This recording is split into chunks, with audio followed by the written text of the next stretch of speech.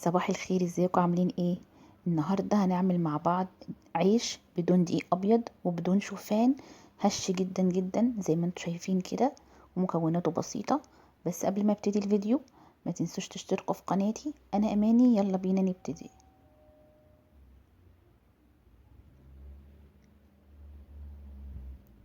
هنحتاج هنا 3 بيضات، تلت كوبايه زبده بدرجه حراره الغرفه، نص كوبايه سمسم محمص، وكمان رشة كمون ورشة ملح، ومعلقة صغيرة بيكنج باودر، ومعلقة كبيرة خل.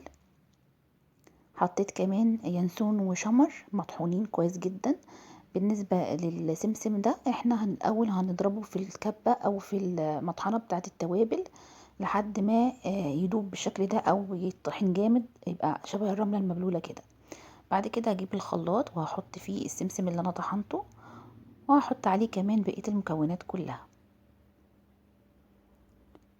هحط ال3 بيضات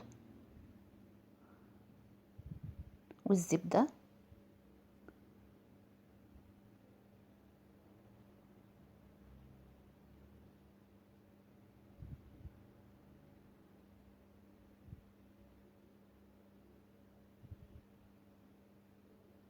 هحط كمان البيكنج باودر والشمر واليانسون والملح وبقية التوابل اللي انا حطيتها.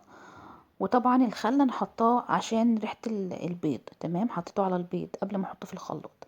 هجيب بقى اي قالب عندي كده وهبطنه بورق الزبدة. لازم يتبطن بورق الزبدة لان العيش ده سهل جدا ان هو يلزق، فلازم نحط ورق الزبدة الاول.